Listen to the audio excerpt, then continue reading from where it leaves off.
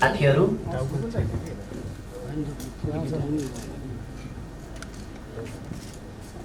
र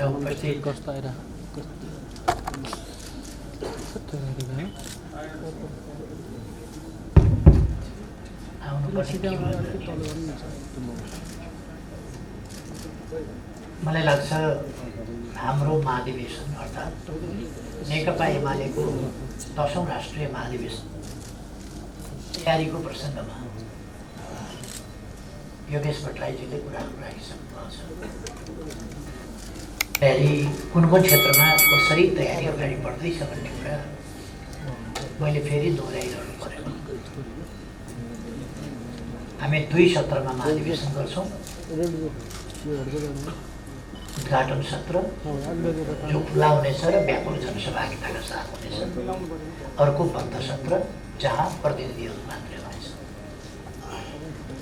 यसपल्ट बन्द सत्रमा मुख्य रूपमा नेतृत्व निर्माणको काम हुनेछ। नेतृत्व चाहिएको काम हामीले देश बनाउने नीतिहरू, कार्यक्रमहरू, योजनाहरू हाम्रो विधान महाधिवेशनबाट 2 महिना अगाडि नै, पौने 2 महिना अगाडि हामीले पारित गरिसकेका छौँ, सार्वजनिक भइसकेका छौँ। त्यसकारण हामी फेरि त्यसमा गइरहनु परेन। यसपल्ट मूल रूपमा हामी ती नीतिहरूको कार्यान्वयनका लागि कस्तो नेतृत्वको टिम निर्माण गर्न उपयुक्त हुन्छ भन्ने कुरा 2000 भन्दा बढी लगभग 2200 प्रतिनिधिहरूलाई सुम्पिँदैछ र उहाँहरूले पार्टीको उपयुक्त नेतृत्व निर्माण गर्नुहुनेछ। देशका अहिलेका समस्याहरू के हुन्, कसरी समाधान गर्न सकिन्छ, अब देशलाई कस्ता नीति, कार्यक्रम, व्यवहार र आचरणका साथ अगाडि बढाउन सकिन्छ, त्यस कुरामा हामीले आफ्ना दृष्टिकोण अगाडि सारिसकेको हुनाले अब ती नीतिहरूको र तिनको कार्यान्वयनको प्रभावकारिता, त्यसका लागि नेतृत्व निर्माण अहिलेको महाधिवेशनको मुख्य एजेन्डा हो। स्वाभाविक रूपमा नेकपा एमाले जस्तो पार्टीको अस्ति गोदावरीमा हामीले जनसहभागिता सहितको उद्घाटन सत्र गऱ्यौँ, तर 6347 प्रतिनिधिहरू प्रतिनिधिकै रूपमा उपस्थित गराएर 8000 भन्दा बढी आसपासमा समेत गर्दा परिचालन गरेर महाधिवेशन गरेका थियौँ र सामान्यतः भन्ने हो भने साधारणतया मानिसहरूले गर्ने, पार्टीहरूले गर्ने आमसभा जत्रो त बन्द सत्र नै थियो। 6347 सँगसँगै हामीले त्यस्तो पार्टी जसले ती नीतिहरू कार्यान्वयन गरेर देशको समस्या समाधान गर्ने र देशलाई अगाडि बढाउने अभिभार आफ्नो काममा बोकेको ठान्दछ,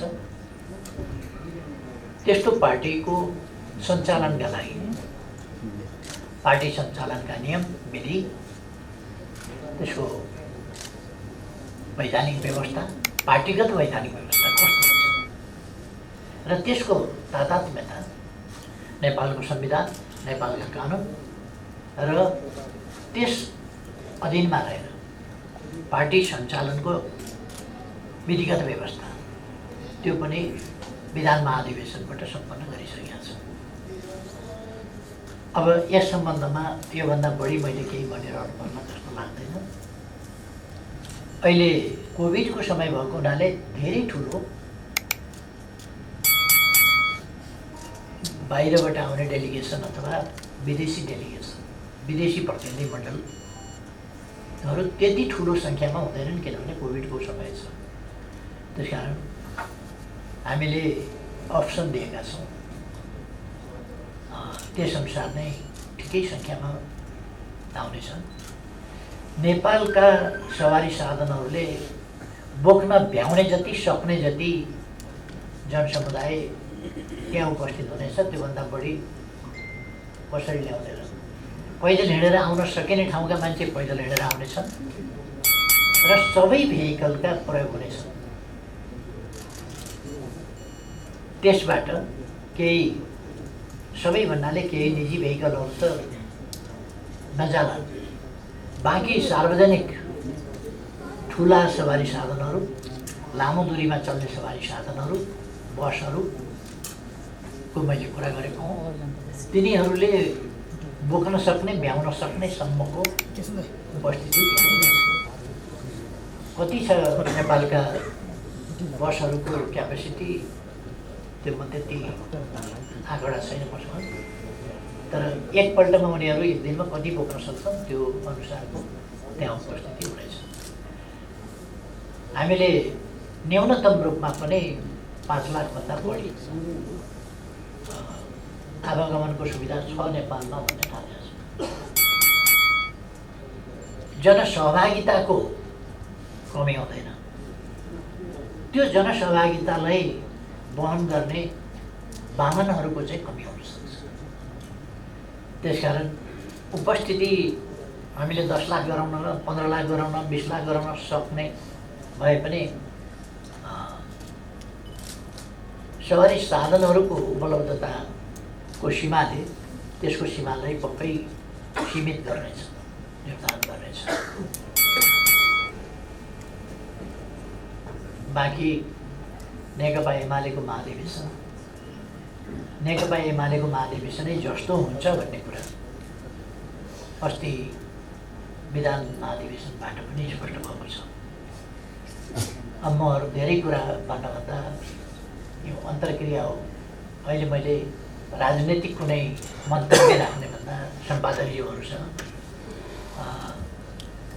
को अन्तर्क्रियामा महत्त्व दिने उपयुक्त हुन्छ भन्ने ठानेको छु। म साथीहरूलाई आफ्ना प्रश्न, जिज्ञासा आदि राख्न आग्रह गर्छु।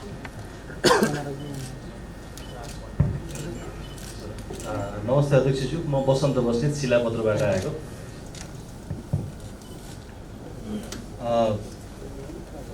तपाईँहरूको यो लोगोको कारणले कतिपयले आलोचना पनि गरेको सुन्यो, यहाँ मजदुर खै भनेर। मलाई चाहिँ ठिकै लागेको छ यो लोगो। तपाईँहरूलाई बधाई छ, गैँडाको लोगो चितवनमा गर्ने भइसकेपछि गैँडाको लोगो नै हुनुपर्छ अरे। तर यो महाधिवेशन त नेतृत्व सान्ने महाधिवेशन हो भनेपछि अरू विषयमा धेरै नलागिकन अब अध्यक्ष तपाईँ निर्विरोध नै त हुन सक्नु भएको छैन। त्यहाँ तपाईँलाई एउटा सानो चुनौती छ। अब हाम्रो ध्यान चाहिँ वरिष्ठ उपाध्यक्ष यो उद्योग वाणिज्य महासङ्घको चुनावमा हुन्छ कि अध्यक्ष चाहिँ लगभग टुङ्गो लागिसकेको हुन्छ। सबैको ध्यान चाहिँ वरिष्ठ उपाध्यक्ष को हुन्छ भन्नेमा हुन्छ कि त्यस्तै यसपालि एमालेमा वरिष्ठ उपाध्यक्ष को हुन्छ भन्ने छ। तपाईँले मनले खाएको वरिष्ठ उपाध्यक्ष चाहिँ को छ यसपालि? एउटा प्रश्न यो हो। अनि महासचिव र अरू पदहरूमा तपाईँले अब प्रतिस्पर्धा गर्छौ भने गर साथी हो भनेर छोडिदिनु भएको भन्ने पनि सुनिएको छ। यसमा तपाईँको राय के छ? अनि तपाईँ प्यानल बनाउने पक्षमा खासै हुनुहुन्न भन्ने सुनिए पनि तर प्यानल बन्नेतिर पनि गइराखेको छ भन्ने छ। के छ यसबारेमा? मेरो जिज्ञासा यति छ।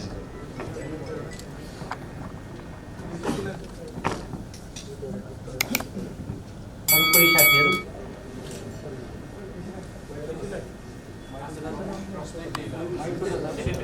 पहिले यसकै जवाफ दिउँ। अलिकति यहाँले महत्त्वपूर्ण प्रश्न उठाउनुभयो भन्ने कुरा यताबाट पनि सही छाप भएकोले झन् पुष्टि हो। एउटा अलिकति मिसइन्टरप्रिटेसन गर्नु हुँदैन कि जस्तो लाग्छ। राहुलजीले मलाई चुनौती दिनुभएको छैन। तपाईँहरूले उहाँका शब्दहरूमा ध्यान दिनुहोस्। म प्रति उहाँले आदर, सम्मान, माया, स्नेह देखाउनु भएको छ। अलिक बढी खट्नुहुन्छ, थकाइ लाग्यो कि आराम गर्ने हो कि त्यसो भए म उठ्छु। भन्नुभएको छ होइन? मैले पनि सुने। त उहाँले कुनै चुनौती भन्नुभएको छैन, उहाँले सुझाव दिनुभएको छ। उहाँको स्नेहपूर्ण सुझावबाट म प्रभावित छु। राम्रो हो यो सुझाव, एक खालका निकै मान्छेहरूले मन पराउने खालको पनि सुझाव हो। यो सुझाव चाहिँ मैले अध्यक्ष नउठेर विश्राम लिए हुन्थ्यो भन्ने अरू पनि पार्टी बाहिरका पनि केही मान्छेहरूको त्यो सुझाव छ, त्यो यसो देखिन्छ। तर रावलजीको त्यो होइन। उहाँले चाहिँ म प्रति अत्यन्तै स्नेहभाव देखाउनु भएको छ। एउटा नेकपा एमाले लोकतान्त्रिक पार्टी हो। यसमा कुनै प्रकारको जोर जुलुम, कर्का वा दबाव हुँदैन। मेरो विरुद्धमा उठ्छु भन्छ कसैले, मैले उठ्ने नउठ्ने टुङ्गो त गरेको छैन अहिले। मैले उठ्ने टुङ्गो गरेँ भने मलाई निर्विरोध छोड्न पनि पाइन्छ, मलाई चुनौती दिन पनि पाइन्छ। मलाई कसैले चुनौती दिएमा त्यसलाई मैले स्वागत गर्छु, त्यसप्रति कुनै नराम्रो मान्नु हुँदैन। र निर्विरोध हुन पाएको भए वाह क्या एमाले निर्विरोध भयो अध्यक्ष भन्ने हुने, चुनौती भयो भने चाहिँ भएन भन्ने त्यस्तो केही पनि हुँदैन। लोकतन्त्रमा चुनौती स्वाभाविक कुरा हो, स्वाभाविक रूपमा लिनुपर्छ। र म कसैलाई हुन्छ नि, म यदि उठ्ने भएँ भने मैले कसैलाई नउठ्यो हुन्थ्यो भन्ने पनि भन्दिनँ। किनभने त्यो आफै म एउटा अध्यक्षको पदमा भएको मान्छेले तपाईँ नउठ्दिए हुन्थ्यो भन्ने कुरा सामान्य शब्दमा पनि आग्रह गर्दा पनि दबाब पर्न सक्छ। दबाब दिने मेरो कुनै मनसाय हुँदैन, छैन। त्यसैले म कसैलाई अलिकति पनि दबाब महसुस हुने खालको कुनै व्यवहार, अभिव्यक्ति केही पनि गर्दिनँ। त्यसकारण मैले उठ्ने नउठ्ने अहिलेसम्म कुनै निर्णय गरेको छैन। उठ्ने भएँ भने अरूलाई नउठ्नु पनि भन्दिनँ, खुसीको कुरा हो। जहाँसम्म हाम्रो विधानले वरिष्ठ उपाध्यक्षको व्यवस्था गर्नुभएको छ, मैले मन पराएको वरिष्ठ उपाध्यक्ष त्यो हो जो या त निर्विरोध हुन्छ, सबैले मान्छ, या बढी भोट ल्याएर जित्छ।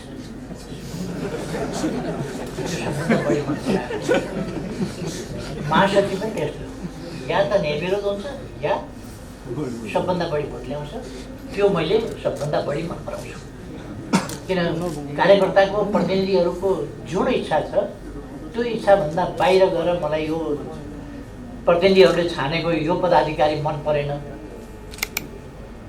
भनेर म उहाँहरूको मताधिकार, महाधिवेशनको गरिमा, उहाँहरूको छनौटको अधिकार, उहाँहरूको निर्णय, त्यसलाई किञ्चित अनादर गर्न सक्दिनँ। त्यसकारण त्यही मान्छे मैले सबभन्दा मन पराएको हुनेछ। अगाडि म मन पराएर बस्दिनँ, परिणाम आएपछि मन पराउँछु। जो छानिन्छ उही हो मन पराएको मान्छे, परिणाम आएपछि। अरूको हकमा पनि मैले भन्ने गरेको छु, पार्टीभित्र समझदारी, सहमति र एकता बहुतै महत्त्वपूर्ण कुरा हो। यसलाई हामीले प्राथमिकतामा राख्नुपर्दछ। तर यसो गरिरहँदा लोकतान्त्रिक अभ्यासलाई अलिकति पनि नजरअन्दाज गर्न मिल्दैन। लोकतान्त्रिक अभ्यास र अधिकारलाई अलिकति पनि नजरअन्दाज नगरिकन यदि सहमति हुन्छ या प्रतिस्पर्धीहरूका बीचमा सहमति हुन्छ भने राम्रो कुरा हो।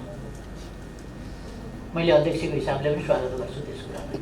सहमति हुँदैन भने म कसैलाई करकाम गरेर सहमति गर भनेर चाहिँ भन्दिनँ। किनभने उसलाई पनि जित्छु भन्ने लागिराखेको हुँदा मैले किन उसको अवसरमा बाँझो हाल्ने।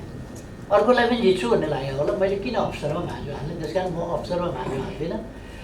म यदि अध्यक्षको उम्मेदवार भएँ भने पनि त्यही हो, म कसैको अवसरमा भाँजो हाल्दिनँ। म निर्वाचित भएँ भने सबैको अध्यक्ष, सिङ्गे पार्टीको अध्यक्षको रूपमा मैले व्यवहार गर्नुपर्छ, गर्छु। त्यसकारण यो मन परेको मेरो, यो अर्काको भन्ने कुरा छैन। पार्टीका सबै नेताहरू, सबै कार्यकर्ता मेरो नजरमा उस्तै हो, सबै निकट हो। केपी शर्मा ओलीज्यू, तपाईँलाई बधाई दिन चाहन्छु, किनभने तपाईँ 10औं महाधिवेशनमा एमालेको निर्विकल्प अध्यक्ष। अब प्रतिस्पर्धा त ग्राफ आउनु भएको छ, मात्रै छिटो भएर आउनु भएको छैन। केपी शर्मा ओलीलाई सहयोग गर्न आउनु भएको जस्तो लाग्छ मलाई, किनभने तपाईँ प्रतिस्पर्धा चाहनुहुन्छ हरेक कुरामा, तपाईँ प्रतिस्पर्धाबाट आएको नेता हो। त्यसैले आज मलाई के खुलासा गर्नुहोस् भन्दाखेरि एमाले आज फुटिसकेपछि पहिलो पार्टी प्रतिपक्षमा बसेर तपाईँहरू अधिवेशन गर्दै हुनुहुन्छ, महाधिवेशन। र यो महाधिवेशनले चितवनबाट यो देश र जनतालाई दिने सन्देश के हो? 1, 2, 3 पहिलो मेरो प्रश्न। दोस्रो प्रश्न, किनभने तपाईँ माधवपा नेपालसँग तपाईँको लामो सहकार्य रह्यो, उहाँले पार्टी फुटाएर जानुभयो, तपाईँले एकीकृत समाजवादीलाई अहिले पनि अवैध भनिरहनु भएको छ। माधवपा नेपाललाई तपाईँले नबोलाउनुको कारण के हो? दिनता नदिनुको कारण के हो? किनभने तपाईँ एकदम साझा नेता है, मेरो चाहिँ तपाईँलाई आग्रह छ, तपाईँ यो देशको साझा नेता हो। केपी शर्मा ओली भनेको सबैलाई मिलाएर लान सक्ने नेता हो, किनभने नेपालको कम्युनिस्ट आन्दोलनलाई तपाईँले मिलाउनु भयो एकपल्ट। प्रचण्ड र तपाईँको बिचमा एकता भयो। र फेरि प्रचण्ड भनिरहनु भएको छ केपी शर्मा ओलीले चितवनमा एमालेको महाधिवेशन गरेर मलाई सिद्धाउन खोज्यो भनेर उहाँ चितवन गएर आफ्नो पीडा पोखिरहनु भएको छ। चितवनमै तपाईँले महाधिवेशन गर्नुपर्ने कारण के हो? प्रचण्ड चाहिँ एकदम चिन्ता र चासोका साथ एकदम गुनासो गरिरहनु भएको छ। र समरीमा अबको नेतृत्वमा तपाईँको चाहना छ सर्वसम्मत रूपमा एमाले अगाडि बढोस्, किनभने फुट पछिको पीडा तपाईँलाई थाहा छ। तपाईँ हरेक कुरा भोगेको नेता हो, चुनौती, अप्ठ्यारा, सङ्घर्ष, जेल। अब ठ्याक्कै भनिदिनुहोस् त, चुनावपछि एमाले बहुमत ल्याउने आधार 1, 2, 3 के हुन सक्छ? र तपाईँको सहकारी अब कम्युनिस्टहरूलाई एक बनाउनको लागि प्रचण्ड माधवपा नेपाललाई फेरि एकपल्ट सँगै लिएर जाउँ भन्ने मनदेखि नै चाहना छ कि छैन? आज प्रश्न पारिदिनुहोस् त, जनता जान्न चाहन्छ।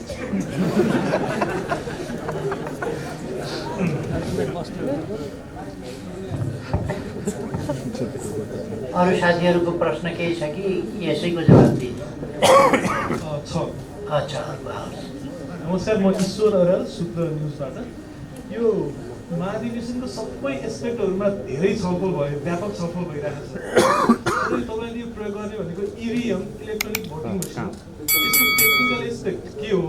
किनभने यसको प्रयोग गरेर गरिएका निर्वाचनहरू अथवा आम निर्वाचन होस् या पार्टीको नेतृत्व छान्ने निर्वाचन होस्, यो नेपालमा या अन्य देशहरूमा पनि पटक पटक विवादित हुने गरेका छन्। तपाईँको यो इलेक्ट्रोनिक भोटिङ मसिनबाट चाहिँ नेतृत्व छान्ने भनिरहनु भएको छ। यसको टेक्निकल एस्पेक्टहरू के हो? यसको बारेमा चाहिँ कोही पनि बहस भएको मैले सुनिनँ, देखिनँ। अनि अर्को यो चाहिँ बन्या चाहिँ कहाँ हो? यसको गुणस्तरीयता मापन कहाँ भएको हो? कसले चाहिँ तपाईँहरूलाई आयुष के दिया हो? यसको बारेमा थोरै म आफैलाई व्यक्तिगत र मेबी सबैलाई जान्न यो आवश्यक पर्ने भएको हुनाले यो क्वेसन सोधेँ। Thank you so much. अरू साथीहरूको? मेरो क्वेसन सबभन्दा पहिले नमस्कार। जुन हजुरले समृद्ध नेपालको सुखी नेपालीको जुन उद्देश्य लिएर नेपाली जनताले पुर्याएर तर केही कारणवश पुरा कार्यकाल हुन सकेन। विमानदेखि तराईसम्म र यहाँको 77 जिल्लाको 7 प्रदेशसम्म जुन उद्देश्य थियो त्यो बिचमा नै घाट भयो। त्यस कारणले अब जुन फेरि विश्वको नजर हजुरमाथि छ, जुन स्पिडमा हजुरले विकासको गति ल्याउनु भएको थियो, नेपालको शिर विश्वमा उँचो पार्नु भएको थियो, नेपाल र नेपालीको महत्त्व के हो, गोर्खालीको महत्त्व के हो, हिमालको महत्त्व के हो, जडीबुटीको महत्त्व के हो, नदी नालाको हाम्रो देशको महत्त्व के हो, जुन हाम्रो वैदिक सनातनदेखि आइरहेको उत्पत्तिलाई चिनाउने जुन काम गर्नुभएको थियो विश्वमा, त्यसमाथि पनि ब्रेक भयो। त्यस कारणले पनि पुरा विश्वको नजर हजुरमाथि छ।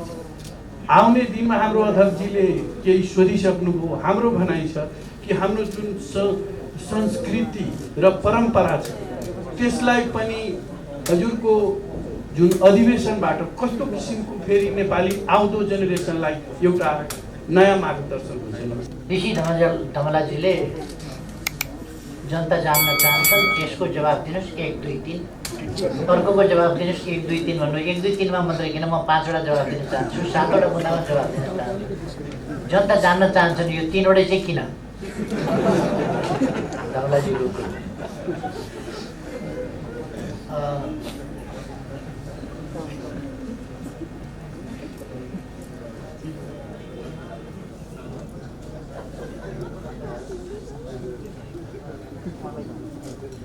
चितवन महाधिवेशनले दिने सन्देश के हो भनेर सोध्नुभएको छ।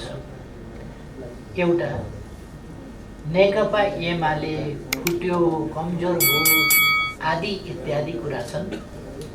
तिनीहरूमध्ये एउटा सत्य कुरा के हो भने सत्ता पक्षमा थियो, सरकारमा थियो एमाले, प्रतिपक्षमा गयो। सत्य कुरा यति हो। शक्तिमा यो एउटा ठुलो शुद्धिकरणको मौका पनि मिलेको छ र पार्टी लामो समयपछि एक सालमा अगाडि बढ्ने अवसर मिलेको छ। अहिले कुनै पनि चिजको एउटा मात्रै पाटो हुँदैन। केही मानिसहरू चोइटिएर जाँदा केही व्यक्तिहरू चोइटिनु एउटा कुरा हो। त्यसले सुदृढीकरणका लागि एउटा अरूतिर कति भएको नि सञ्चार माध्यममा पनि अलिक आयो। नेकपा एमाले भित्र एउटा शब्द थियो ल्याङ कति ल्याङ भन्ने, एउटा ल्याङ भन्ने शब्द बडा प्रचलित भएको थियो। ल्याङ अन्त्य भयो। र नेकपा एमालेको न मतदाता घट्या छ न केही। हामीले निर्वाचित गराएका केही मानिसहरू बिग्रिए, केही मानिसहरू भ्रममा परे, पार्टी छोडे। केही मानिसहरू त्यति हो। तर त्योभन्दा बढी पार्टी प्रवेश गर्ने, तपाईँहरू सुन्नुहुन्छ होला कति मान्छेले पार्टी छोडेका थिए, दिनमा कति प्रवेश गरिरहेका छ। एक ठाउँमा प्रवेश गर्दा 900, 1000, 1200, 1500, 2000, 3000 का सङ्ख्याले प्रवेश गरिरहेका छन् र 4500 सम्मले एक दिनमा प्रवेश गरिरहेका छन्। अस्ति नेपालगञ्जमा यहाँहरूले देख्नुभयो, मङ्सिर 1 गते नेपालगञ्जमा आयोजित प्रवेश कार्यक्रममा 4500 मानिसहरू प्रवेश गरे, चर्चित नेताहरू सहित। त्यसभन्दा अगाडि 29 गते धनकुटामा 900 मान्छे त्यस दिन प्रवेश गराइयो। अरू साथीहरू प्रवेश गर्न भ्याइएन, अरू पछि गराउने भनियो। त्यसभन्दा अगाडि झापामा 3000 मान्छे एक दिन प्रवेश गराइयो, भ्याइएन। 1500 को लिस्ट बाँकी रह्यो, अर्को दिन फेरि गराउँला भनियो। तसर्थ नेकपा एमाले एकजुट छ, सुदृढ छ, व्यापक छ, विस्तृत छ भन्ने सन्देश। जनता नेकपा एमालेको साथमा छ भन्ने सन्देश। नेकपा एमालेका विचारहरू मलाई अत्यन्त खुसी लाग्यो। नेकपा एमाले विधान महाधिवेशनबाट आफ्ना राष्ट्र निर्माण सम्बन्धी, आफ्ना विदेश नीति सम्बन्धी, आन्तरिक नीति सम्बन्धी, राष्ट्र निर्माणका निम्ति विकासका विभिन्न क्षेत्रका नीतिहरू प्रस्तुत गर्यो। सङ्गठन सञ्चालन सम्बन्धी लोकतान्त्रिक विधि के हुन सक्छ त्यो प्रस्तुत गर्यो। त्यसमाथि कुनै नकारात्मक टिप्पणी आउन सकेन। प्रतिपक्ष राजनीतिक शक्तिहरूबाट पनि, पार्टीहरूबाट पनि आएन। बौद्धिक जगतबाट पनि कुनै नकारात्मक या आलोचनात्मक वा असहमतिका स्वरहरू वा टिप्पणीहरू आएन। बडो खुसीको कुरा। नेपालमा हामीले संविधान जारी गर्दा डिबेट रह्यो। तर नेकपा एमाले जसरी सर्वसम्मत रूपमा आफ्ना नीतिहरू पारित गरेर प्रस्तुत गर्यो त्यसै गरी सिङ्गो देशको असहमतिको आवाज सुनिएन। यो नीतिमा यस्तो असहमति भन्ने आवाज सुनिएन र एउटा राष्ट्रिय सहमतिको नीतिगत सहमतिको वातावरण, राष्ट्र निर्माणको सम्बन्धमा नीतिगत सहमतिको वातावरण देखियो। किन देशको सबभन्दा ठुलो पार्टीको महाधिवेशनले राष्ट्र निर्माणका नीतिहरू अगाडि सार्यो। सबैलाई थाहा छ, नमाने पनि भन्न नमिले पनि अब आउने सरकारबाट नेकपा एमाले नै बहुमतमा आउने हो, त्यसैले सरकार बनाउने सबैलाई थाहा छ। अहिले नै सबैले भन्न मिलेन, हामीले साँचो कुरा बोल्नु नमिल्ने कुरा छैन, अरू कतिपयलाई त भन्न मिल्दैन, त्यो हामीले बुझेका छौँ। त्यसो भएर अब ती नीतिहरू एक ढङ्गले भन्ने हो भने राष्ट्रिय रूपमा नै डिस्प्युट बिना एडप्टेड 2 महिनासम्म कुनै पनि विद्वान, बुद्धिजीवी, आलोचक, समीक्षक कसैको पनि यो त राष्ट्र निर्माण सम्बन्धी नीतिहरू हो नि, यसमा त बहस आउन सक्थ्यो, प्रतिक्रिया आउन सक्थ्यो, टिप्पणीहरू आउन सक्थे, आलोचना आउन सक्थ्यो, त्यस्तो केही पनि भएन। त्यस कारण त्यसलाई मैले एउटा सकारात्मक रूपमा लिएको छु र अब त्यसलाई कार्यान्वयन गर्ने टिम पनि ठिक ढङ्गले आयो भन्ने त्यसले सन्देश दिनेछ। र धेरै भनौँ भने 3टा मात्रै भन्नु भने छ, योभन्दा अर्को चाहिँ माधव कुमार नेपाललाई पार्टीको रूपमा निम्ता गर्न मिलेन। पार्टीको रूपमा किन निम्ता गर्न मिलेन भने 25 गते हाम्रो पार्टीले अनुशासनहीन क्रियाकलाप, पार्टी विरोधी क्रियाकलाप, विपक्षसँग साँठगाँठ गरेर आफ्नो सरकार ढाल्ने र विपक्षीको सरकार बनाउने खालका लोकतन्त्रमा नसुहाउने, पार्टी विरोधी र प्रकारान्तरले देशको अहितमा काम गरेको हुनाले साउन 25 गते कारबाही गरेर निष्कासन माधव नेपाल समेतका व्यक्तिहरूलाई गरिएको थियो। त्यो कुरा भदौ 1 गते संसद सचिवालयमा दिइएको थियो, जानकारी गराइएको छ र निर्वाचन आयोगलाई पनि त्यसै दिन जानकारी गराइएको छ। तर पर्खिकन निष्कासन गरेका व्यक्तिहरूलाई लिएर चलिरहेको संसद विघटन बन्द गरेर मध्यरातमा संसद बन्द गर्ने, भोलिपल्ट बिहान अध्यादेश प्रस्तुत गर्ने र एमाले फुटाउनका लागि अध्यादेश 20% स्थापित प्रतिष्ठित सञ्चार माध्यमहरू र सुविख्यात बुद्धिजीवीहरू 40% मा उहाँ राख्दाखेरि हिजो अघिल्लो सरकारको चर्को विरोध गरिएको थियो। त्यो चर्को विरोध 20% राखेर उहाँ राख्दाखेरि गरिएन। पहिली अदालतले खारिज गरेको थियो अध्यादेश। संसद नचलेका बेला संसद चलिरहेको संसदलाई 12 बजे राति अन्त्य गरेर अनि बिहान जारी गर्ने कुरा असंसदीय र छलपूर्ण थियो। यी सबै कुराले नेकपा एमालेका विरुद्ध असंवैधानिक, गैर कानुनी, षड्यन्त्रपूर्ण, अलोकतान्त्रिक क्रियाकलाप भएको थियो र पार्टी फुटाउने चेष्टा भएको थियो। त्यसकारण माधव नेपाललाई र माधव नेपालले नेतृत्व गरेको निष्कासित व्यक्तिहरूको गुटलाई नेकपा एमाले पार्टी भनेर मान्न सक्ने स्थिति रहेन। पार्टी नै होइन भने पार्टी भनेर निम्ता गर्ने कुरा रहेन। हामीले सामान्यतः पार्टी बाहेक व्यक्तिहरूलाई सञ्चार माध्यमलाई निमन्त्रणा गरेका छौँ, यहाँहरू सबैलाई निमन्त्रणा छ। अरू व्यक्ति छानेर हामीले त्यसरी निमन्त्रणा गरिरहेका छैनौँ। कलाकारहरूलाई निमन्त्रणा गरेका छौँ, सञ्चार माध्यमहरूलाई निमन्त्रणा गरेका छौँ। यहाँहरूलाई स्वागत छ। अवश्य पाल्नु होला। अरू व्यक्तिहरूलाई हामीले व्यक्तिगत तवरमा निम्ता गर्ने गरेका छैनौँ। महाधिवेशन कहाँ गर्ने भन्ने समस्या हुने हो। पछिल्लोपल्ट प्रचण्डजी चितवन चुनाव लड्न जानु, पहिले रोल्पा जानुभयो। रोल्पातिर महाधिवेशन गरौँ भने पहिले उहाँले लडेका ठाउँ,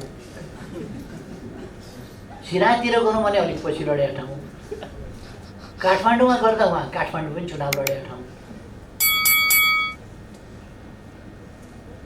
पछिल्लोपल्ट उहाँ चितवनमा चुनाव लड्नुभयो। हामीले त हाम्रो पार्टीको महाधिवेशन गरिराखेका छौँ, अरूको महाधिवेशन होइन, हाम्रो पार्टीको महाधिवेशन।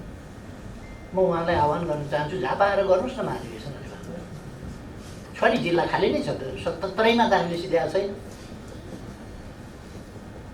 कोही चुनाव कहीँबाट लडेको छ भन्दैमा जिल्लै उसको हुने र त्यहाँ अरूले पहिलो टेक्न नहुने। म त्यो बाटो हिँडेर गएँ भने उहाँले भन्न बेर छैन, मलाई सिद्ध्याउन यही बाटो हिँड्नुपर्छ। अलिकति ज्यादती हुँदैन र। हामी हाम्रो महाधिवेशन गर्दैछौँ। उहाँको भनाइ तपाईँहरूले एमाले भनेको, खोइ एमाले नै भन्नुभयो छ कि छैन मलाई थाहा छैन, तर हामीलाई होइन कि जस्तो पनि मलाई लाग्यो।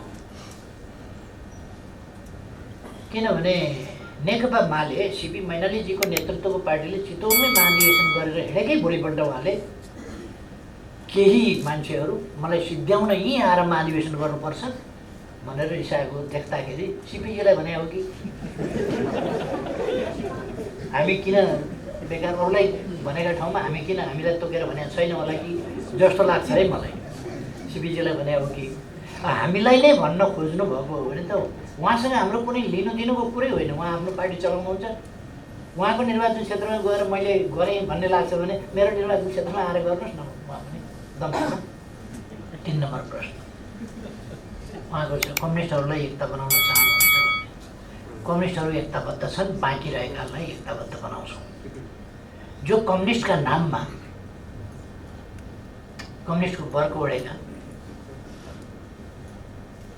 राम नामी ओढेका, राधे राधे ओढेका, तर यसो माला पनि जप्तै गरेको, तर आँखा चाहिँ अन्ततिर लगाइराखेकाहरू त्यस्तालाई चाहिँ एकता गर्ने होइन। तपाईँको 3टा प्रश्न सिद्धियो।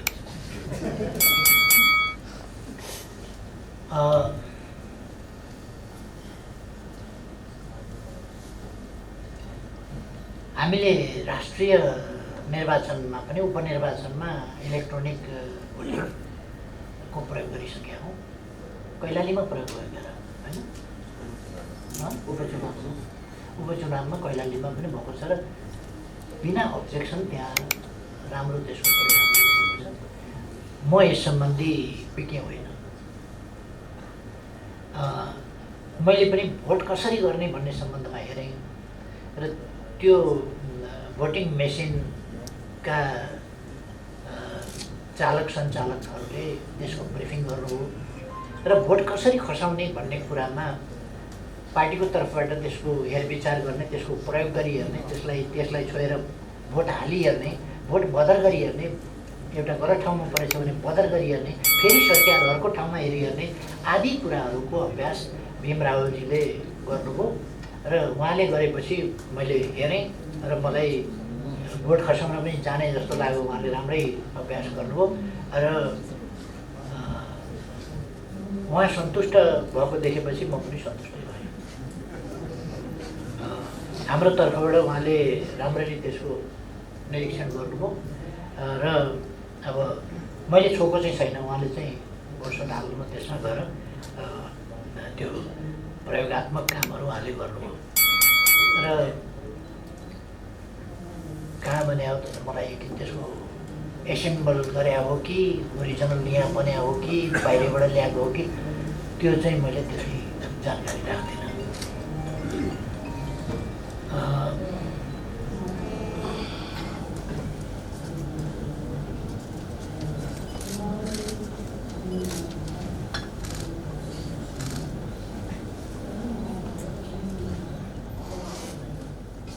नेपाली संस्कृतिको बारेमा नेपालको हाम्रो इतिहासको बारेमा गौरवपूर्ण इतिहास, गौरवपूर्ण संस्कृति, सांस्कृतिक विविधता, सांस्कृतिक सम्पदाको उत्कृष्टता आदिको बारेमा नेकपा एमाले सचेत छ, हामी पनि सचेत छौँ र तत्सम्बन्धमा हाम्रा नीतिहरूमा पनि नेपालको संस्कृतिको सम्बन्धमा हामीले बोलेका छौँ र त्यसलाई हामीहरू अगाडि बढाउँछौँ।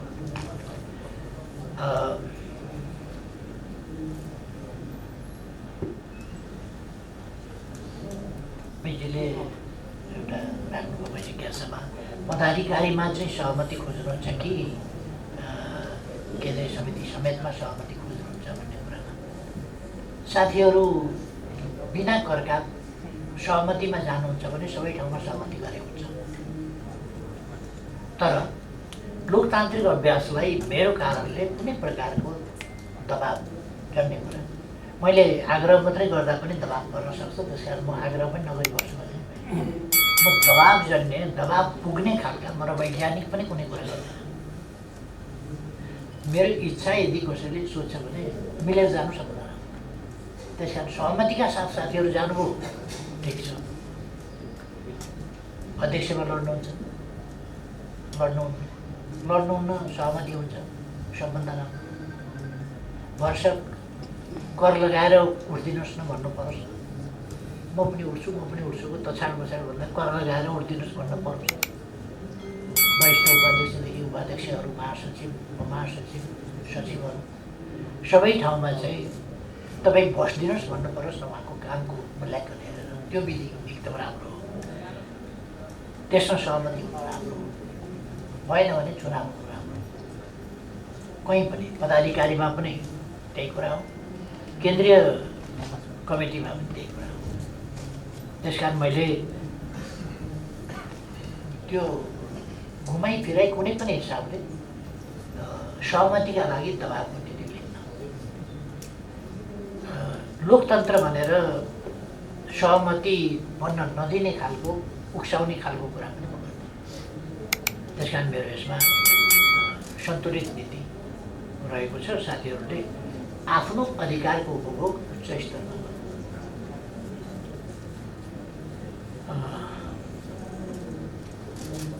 एउटा सिर्जना घिमिरे सन्तोष छ, धेरै पक्षको व्यवस्थापन गर्नुपर्ने भएको हुनाले माओवादी पक्ष हामीहरू पार्टीमा पस्नभन्दा अगाडि को पूर्व माओवादी थियो, को पूर्व के थियो भन्ने कुरा होला, को हिजो कहाँनिर थियो त्यो एउटा कुरा होला। एक ठाउँमा भइसकेपछि फेरि हामी एक ठाउँमा छौँ। त्यसकारण यो पक्षको व्यवस्थापन त्यो पक्षको व्यवस्थापन भन्ने कुरा छैन, हुँदैन। हाम्रो काम नेताहरूको व्यवस्थापनमा अल्झिने होइन, हाम्रो काम देशका जनताका समस्याहरूको समाधान गर्ने, त्यसका निम्ति ध्यान दिने, त्यसका निम्ति अल्झिने हो। अब कुन नेताको व्यवस्थापन के, पहिलेको व्यवस्थापन भनेको चुनाव लडेर भोट ल्याउनु, जुन पदमा भोट ल्याएर जित्छ त्यही हो व्यवस्थापन, ल्याएर जितेन भने नो व्यवस्थापन। त्यसकारण यो पक्षको व्यवस्थापन ऊ पक्षको व्यवस्थापन गर्न थाल्यो भने त्यही व्यवस्थापनमा पार्टीभित्र पक्षीय विपक्षीयको निरन्तरता अथवा नयाँ सिर्जना यस्ता खालका अभ्यासहरू हामी गर्दैनौँ। पार्टी एउटा छ, एउटा पार्टी, एउटा नेतृत्व, एउटा केन्द्रीय कमिटी हुन्छ, त्यसमा व्यक्तिहरू फरक फरक, एउटा स्थायी कमिटी हुन्छ, एउटा सचिवालय हुन्छ, पदाधिकारीहरूको समूह, त्यो एउटा हुन्छ। यसको पक्षबाट यतिजना, यसको पक्षबाट यतिजना गरेर सचिवालय पनि बन्दैन, स्थायी कमिटी पनि बन्दैन, केन्द्रीय कमिटी पनि बन्दैन। यसको पक्षबाट यतिजना, यसको पक्षबाट यतिजना भयो भने त्यो सधैँ पक्ष भइरहने हो नि त। त्यो पार्टी त एकजुट त कहिले पनि नहुने हो। हाम्रो कार्यकर्ताहरूको पनि चाहना त्यो होइन, जनताको पनि चाहना त्यो होइन। त्यसकारण हाम्रोमा त्यस्तो कुराहरू छैन। हाम्रोमा नेताहरूको व्यवस्थापन मुख्य कुरा होइन र प्रवृत्तिहरू, पक्षहरू कायम राख्ने कुरा होइन। हामी अन्तर्गुलित भएर एउटा पार्टी, एउटा सङ्गठनको रूपमा आबद्ध भएर अगाडि बढ्छौँ। मलाई लाग्छ अहिलेसम्म आएका प्रश्नहरू अच्छा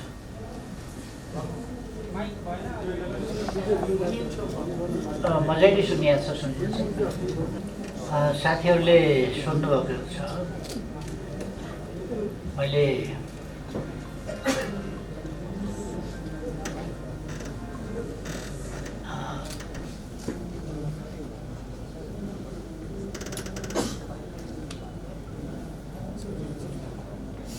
मञ्च बनाउन अलिकति खर्च त लाग्दैन नि। तपाईँहरूलाई एउटा कुरा भन्न चाहन्छु।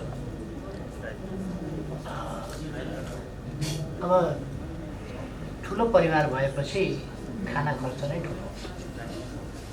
परिवार जब ठुलो छ त्यो परिवारमा खाना खर्च नै ठुलो हुन्छ। चामलै धेरै लाग्छ, दालै धेरै लाग्छ, सब्जी नै धेरै लाग्छ। एमाले जस्तो पार्टीको मञ्च होस् कि अरू, मैले अघि नै भने नेपालमा सार्वजनिक सवारी साधनहरू खास गरी लामो दूरीका ठुला सवारी साधनहरूले बोक्न सक्ने जति मान्छे बाँकी रहँदैन। त्योभन्दा बढी त अब हिँडेर आउने कुरा भएन, टाढा टाढाबाट। अब त्यस्तै हुन्छ त्यो नेकपा एमालेको, त्यसमा पनि खर्च लाग्छ। अनुत्पादक भोगी भन्नु हो, अनुत्पादक अलिकति हुन्छ, के अनुत्पादकै हुन्छ। जस्तो अथवा त्यसलाई छोडिदिउँ, अनुत्पादकै हुन्छन् कतिपय कुराहरू। मञ्च व्यवस्थापन, मञ्च त बनाउनै पर्छ। मञ्च विशालै हुन्छ। केन्द्रीय कमिटीका सदस्यहरू 85 नै हुने होला। अर्केस्ट्रा एक साइडपट्टि 72 जना त अर्केस्ट्रा, त्यो राष्ट्रिय धुन बजाउने आर्टिस्टहरू नै हुन्छ। अर्कोपट्टि विदेशी पाहुनाहरू होला। यसो गर्दाखेरि विशालै पर्छ। विशाल मञ्च, ढुक्कले बस्न मिल्ने नभाँचिने खालको। मैले सोधेको छैन त्यो कालीगढहरूको नागरिकता कहाँको हो, सोधेको छ। त्यस सम्बन्धी बनाउने साथीहरूलाई थाहा होला त्यो नागरिकता हेरेका छन् कि छैन। त्यहाँ कालीगढलाई लगाइएको छ, जो कालीगढहरू उपलब्ध होला तिनीहरूलाई लगाइएको छ। खर्च त लाग्छ, कति खर्च लाग्यो त्यो मलाई यकिन भएन। खर्च त अवश्य लाग्छ नै। तर नेकपा एमाले 8,55,000 भन्दा बढी सदस्य भएको पार्टी, सङ्गठित सदस्य मात्रै 8,50,000 भन्दा बढी सदस्य, कति 8,55,453 सदस्य भएको पार्टीले सानातिना खर्च गर्यो भने धेरै अनौठो मान्नु पर्दैन। किनभने 100 रुपियाँ मात्रै उठाउँदाखेरि पनि केही करोड भएको 100 रुपियाँ उठाउँदाखेरि 8,55,00,000 हुन्छ भने अर्को कुरा 100 रुपियाँका दरले हामीले मागेका पनि छौँ। नसक्नेले 100 दिन्छ, दिनेले यस्तो जङ्गसनमा अलिक बढी पनि दिन्छ, लाख पनि दिन्छ। त्यसो भएर महाधिवेशनमा हुनसक्छ 7-8 करोड खर्च, हुन पनि सक्छ। तर त्यो 100 रुपियाँ कुरा 8 करोड खर्च भयो भने 8.5 करोड खर्च भयो भने 100 रुपियाँ कुरा। त्यस कारण यो धेरै आश्चर्यजनक कुरा होइन।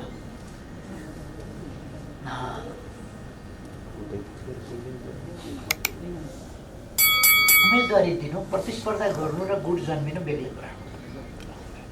महाधिवेशनमा हाम्रो पद्धति के हो भने निर्णय नभएसम्म हामी छलफल गर्छौँ, निर्णय नभएसम्म प्रतिस्पर्धा गर्छौँ। निर्णय भइसकेपछि विचार पनि टुङ्गो लाग्यो र जिम्मेवारी पनि टुङ्गो लाग्यो। निर्णय हुनभन्दा अगाडि कसैले दाबी गर्न सक्छ, प्रतिस्पर्धा गर्न सक्छ, निर्वाचन लड्न सक्छ। निर्वाचित यदि मतदाता जो हुन्छ, त्यस ठाउँका मतदाता, त्यस सन्दर्भका मतदाता, त्यो कन्स्टिट्युएन्सीका मतदाता को हुन्, तिनीहरूको विश्वास जितेर निर्वाचित भयो भने जिम्मेवारी पायो, भएन भने पाएन।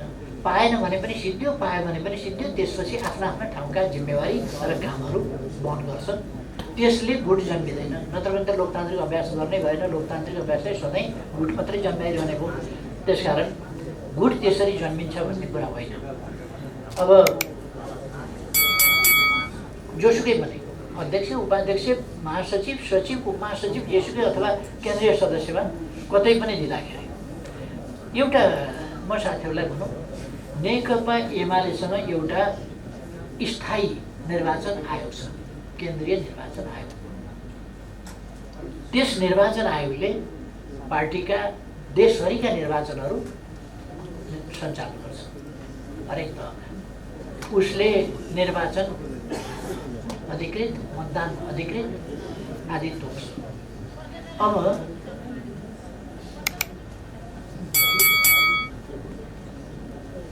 उम्मेदवारी कसले दिन्छ, कसको उम्मेदवारी परेन भन्ने कुरा निर्वाचन आयोगले जान्दछ। उम्मेदवारी परेपछि पनि फेरि आपसी सल्लाहबाट सर्वसम्मति गरेर उम्मेदवारी फिर्ता लिएर एउटा मात्रै बाँकी रह्यो भने निर्विरोध, सर्वसम्मत भनेको त्यही हो, त्यो हुनसक्छ वा निर्विरोध हुनसक्छ। भएन भने चुनाव हुन्छ। निर्वाचन आयोगको सरकारको विषय हो, मेरो विषय होइन। पार्टीको केन्द्रीय कमिटी जस्तै निर्वाचन सम्बन्धी केन्द्रीय निकाय छुट्टै छ, विधान महाधिवेशनबाट त्यसै कामका लागि निर्वाचित भएको छ। यस महाधिवेशनमा त्यही निर्वाचन आयोगले निर्वाचन गराउँछ। निर्वाचन गराउने अथोरिटी सर्वसम्मत हुन्छ कि प्रतिस्पर्धा हुन्छ, उसले निष्पक्ष निर्वाचन गराउँछ र परिणाम दिन्छ। सहमतिको परिणाम हुन्छ कि प्रतिस्पर्धाको परिणाम हुन्छ, तर निर्वाचन आयोगले दिन्छ, जसलाई हामी सबैले स्वीकार्छौँ। त्यसकारण मेरो अलिक बढ्दै रुचि छ कि यसमा जस्तो साथीहरूले नठान्नु भए पनि हुन्छ। जो परिणाम आउँछ त्यो सबैले मान्छ, सर्वसम्मति होस् अथवा प्रतिस्पर्धाबाट आएको परिणाम होस्। त्यसले गुट बन्ने होइन भनेर अघि नै मैले भनेको। यो लोकतन्त्र र समझदारी, लोकतन्त्र र लोकतन्त्रको समुचित प्रयोग। लोकतन्त्र भनेको प्रतिस्पर्धा हुन्छ, प्रतिस्पर्धा टुङ्गिएपछि जब हामी निर्वाचनमा जान्छौँ भने निर्वाचनमा एउटाले जितेपछि सिद्धियो त्यो। त्यसो भइसकेपछि पक्षीय प्रतिपक्षीय आदि भइरहनु हुँदैन। पार्टीभित्र देशमा विभिन्न विचारका पक्ष प्रतिपक्ष हुन्छ। विचारमा एउटा विचारको पार्टी हुन्छ, एउटा विचारमा उनिएपछि पार्टी हुन्छ। कुनै सङ्गठन निर्माण हुनभन्दा अगाडि विचारमा मानिसहरू सङ्गठित हुन्छ र त्यो विचारमा सङ्गठित भएका मान्छेहरू सङ्गठनात्मक संरचनामा आबद्ध हुन्छ। पार्टी भनेको सङ्गठन भनेको त्यही हो। त्यसकारण यसले गुट जन्मिने होइन, परिणाम आइसकेपछि त्यो प्रक्रिया अन्त्य हुन्छ र त्यो परिणाम स्वीकार्य हुन्छ, त्यसको अन्त्य त्यही हुन्छ। अर्को महत्त्वपूर्ण प्रश्न गर्नुभएको छ न्यायालयको। पहिलो के स्पष्ट हुनुपर्छ भने हामी के चाहन्छौँ भन्दा हामी नेकपा एमाले न्यायालय स्वतन्त्र होस्, निष्पक्ष होस् र अन्तर्राष्ट्रिय हिसाबमै लोकतान्त्रिक प्रणालीको एउटा मान्यता कि राज्यका तिनटै अङ्गहरू स्वतन्त्र छन्, स्वतन्त्र ढङ्गले चल्नुपर्छ। व्यवस्थापिका, कार्यपालिका र न्यायपालिका, र तिनीहरूले आफ्नो काम प्रभावकारी ढङ्गले गर्नुपर्छ। अरू दुईटा निकायहरू राजनीतिक निकाय हो, संसद पनि राजनीतिक निकाय हो र सरकार पनि राजनीतिक निकाय हो, कार्यपालिका पनि राजनीतिक निकाय हो र न्यायपालिका राजनीतिक निकाय होइन। त्यसकारण कहीँ कतै राजनीतिक निकायहरूमा संविधान कानुन मिच्ने काम भयो, त्यसको अपव्याख्या गर्ने काम भयो, अथवा संवैधानिक वा कानुनी अस्पष्टताका कारणले त्रुटि हुन गयो, अथवा कतै कसैमाथि थिचोमिचो हुन गएर कसैका अधिकारहरू खोसिए भने व्यक्ति वा संस्थाहरू न्यायालय जान्छन् र न्यायालयले निष्पक्ष न्याय दिन्छ भन्ने विश्वास गरिन्छ। न्यायको निष्पक्षताको सम्बन्धमा हामी चाहन्छौँ कि न्यायालय वास्तवमा निष्पक्ष होस्, संविधान र कानुन बमोजिम फैसला गरोस्, अन्य कुराहरूको अवांछित प्रभाव न्यायालयमाथि कहीँ कतैबाट किञ्चित नपरोस् र अदालत जनताको आस्था विश्वास, सम्पूर्ण सिङ्गै देशको आस्था विश्वास, न्यायिक हिसाबले हामी न्याय पाउँछौँ भन्ने विश्वास अड्याउने टिकाउने थलो बनोस्। साझा न्यायिक निरूपणको थलो बनोस्। अदालत संविधानको व्याख्याता बनोस्। हरेक निकायका आफ्ना सीमाहरू हुन्छन्, हरेक निकाय आफ्ना ती सीमाहरूभित्र बस्छ। हामीले लोकतन्त्रका लागि लडेको यसैका लागि हो र यही मान्यता हाम्रो रहेको छ। तर फैसला संविधानमा नभएको, संविधानमा लेखिएको भन्दा विपरीत हुने गर्यो। नेपालमा संसद सरकार हेरफेर गर्ने, गठन गर्ने थलो हो। संसदले सरकार गठन गर्छ वा हेरफेर गर्छ। प्रधानमन्त्री नियुक्तिका लागि सिफारिस गर्छ राष्ट्रपति समक्ष र हटाउनका लागि पनि सिफारिस गर्छ। संसदले आफूले निर्णय गरेर त्यो निर्णय सिफारिस गर्छ र राष्ट्रपतिबाट प्रधानमन्त्री हटाइने वा नियुक्त हुने कुरा हुन्छ। यहाँ प्रधानमन्त्री हटाइएको संसदले थाहा पाएन, प्रतिनिधि सभाले प्रधानमन्त्री हटाएको थाहा पाएन। प्रतिनिधि सभा नभएको अवस्था र त्यस्तो अवस्थामा प्रधानमन्त्री परमादेशबाट हटाइयो। अर्को प्रधानमन्त्री पनि संसदले थाहा नपाइकन निर्वाचित गर्नुपर्ने थलोले, जनताको प्रतिनिधि थलोले, सार्वभौम सत्ता सम्पन्न जनताको प्रतिनिधित्व गर्ने थलोले प्रधानमन्त्री कसलाई नियुक्त गरियो भन्ने पनि थाहा पाएन र प्रधानमन्त्री नियुक्त भयो। मैले अस्ति पनि एक ठाउँ बोलेको थिएँ, विश्वासको मत लिनका लागि संसद बोलाइयो र विश्वासको मत माग्यो। किन माग्यो विश्वासको मत? के आवश्यकता हो? जब संसद प्रधानमन्त्री बनाउने, फेर्ने, सरकार फेर्ने बनाउने थलोलाई थाहा नभइकन सरकार परिवर्तन हुन्छ, प्रधानमन्त्री फेरिन्छ, प्रधानमन्त्रीको नियुक्ति परमादेशबाट, अदालतबाटै हुन्छ। यति बजेसम्ममा भोलि यति बजे नियुक्ति दिनु, यति बजेभित्र शपथ ग्रहण गराउनु। शपथ ग्रहणको समय पनि सम्मानित सर्वोच्च अदालतले तोक्ने सम्मको भएपछि यो बडा विचित्रको कुरा हो। सबभन्दा बढी भोट पाएको, सबभन्दा बढी सिट ल्याएको बहालवाला प्रधानमन्त्रीलाई अब निर्वाचनमा, प्रधानमन्त्रीको निर्वाचनमा चाहिँ प्रधानमन्त्रीमा हाललाई यसमा चाहिँ भाग लिन नपाउने, सहभागी हुन नपाउने, जनताले सबभन्दा ठुलो पार्टी, सबभन्दा बढी मत, सबभन्दा बढी सिट दिएर पठाएको छ। जो सिटिङ प्राइम मिनिस्टर छ ऊ चाहिँ उम्मेदवारै हुन नपाउने जस्तो फैसला यो न संविधानको अक्षरसँग मिल्छ, न भावनासँग मिल्छ, न लोकतान्त्रिक अभ्याससँग मिल्छ, न दुनियाँको विश्वको कतैको अभ्यास वा नजिरसँग मिल्छ। त्यस्तो कुरा पनि भयो। हामीले त्यो कुरा संविधान सम्मत र न्यायोचित भएन भन्यौँ। तर अदालतको मर्यादाका लागि, अदालतको सम्मानका लागि हामीले त्यसलाई मान्यौँ, कार्यान्वयन गर्यौँ। किन यस्तो भएछ?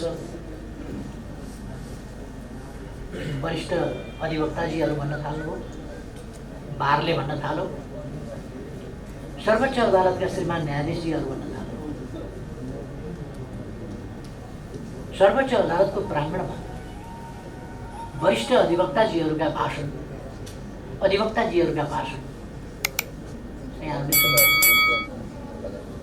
भ्रष्टाचारका कुरा, लेनदेनका कुरा, यहाँहरूले नै सार्वजनिक गरेका कुराहरू छन्। मन्त्रीमा बार्गेनिङ भयो, लेनदेन भयो, विभिन्न कुराहरूसँग सट्टैबाजी खेलियो, सट्टापट्टा गरिए, यो तिमीलाई दिउँला, यो न्याय विभिन्न ढङ्गले न्याय किन्ने खालका कुराहरू भए भन्ने कुराहरू सम्मानित सर्वोच्च अदालतका श्रीमान न्यायाधीशज्यूहरूबाट बाहिर आएपछि हामी आश्चर्यचकित भयौँ।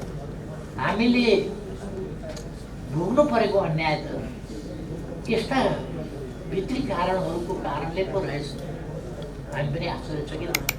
हामीले त्यस्तो अपेक्षा गरेका थिएनौँ र हामीले त्यस्तो आरोप पनि लगाएका थिएनौँ। सर्पको खुट्टा सर्पले देख्छ भने चाहिँ श्रीमानजीहरूले आफ्ना खुट्टा देख्नु। त्यसो भएर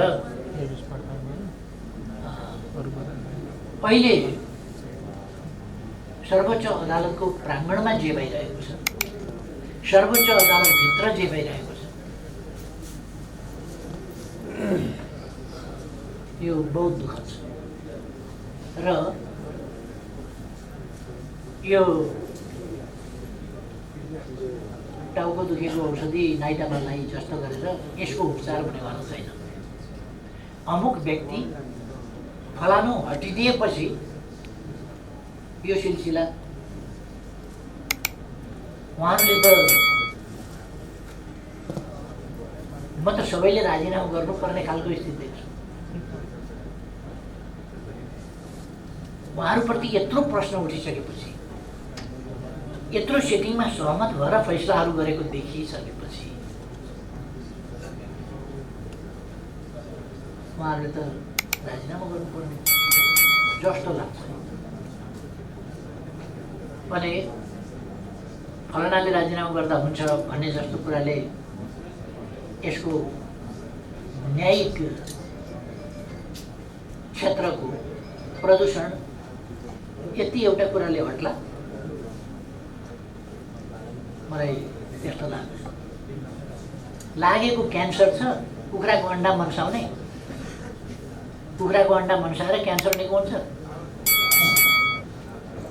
त्यसो भएर यसको राम्रै उपचार, अपरेसन, केमो के गर्नुपर्छ त्यो अलिक ओभरअलै गर्नुपर्छ कि जस्तो लाग्छ। हामी चाहन्छौँ जे न्यायिक क्षेत्रमा देखिएको छ, बारको भूमिका जे देखिएको छ त्यो र अधिवक्ताज्यूहरू, विद्वान अधिवक्ताज्यूहरूको अभ्यास जस्तो खालको देखिएको छ त्यो सिक्न लागेको छ।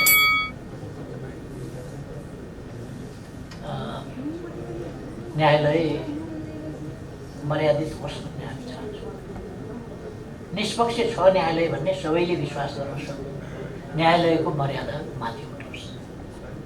हामी सम्मानित अदालतलाई सम्मानपूर्ण ढङ्गले हेर्न पाऊँ भन्ने इच्छा जाहेर गर्छौँ। अब पुग्यो होला जस्तो।